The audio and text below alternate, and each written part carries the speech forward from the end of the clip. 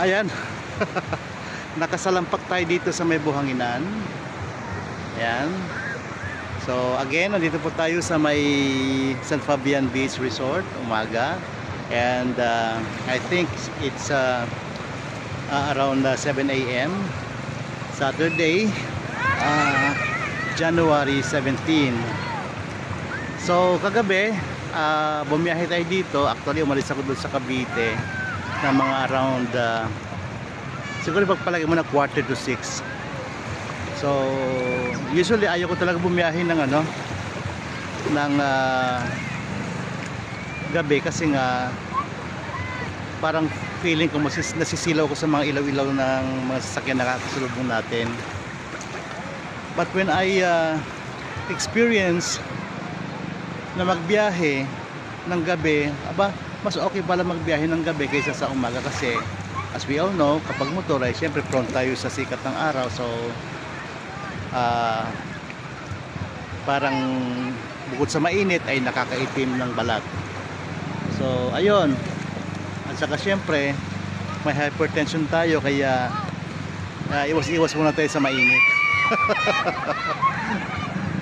So ganon. Along the way ay nakapagtala ako ng motor accident mga rider na talagang nakakaawa kasi siyempre kapwa rider mo rin, tapos madadaan mo sa kalye, nandun pa nakahandusay pa. Ang mas nakakalungkot pa, kapwa rider pa ang nagbabanggaan. So sabi ko, masaklap naman. Well, I hope na itong mga riders na to ay nasa maayos. And sabi ko nga, there were 11 motor accident na aking naitala o na aking nakita kagabi upon my way from Caloocan to Pangasinan dito sa amin. Kaya sabi ko, grabe pala.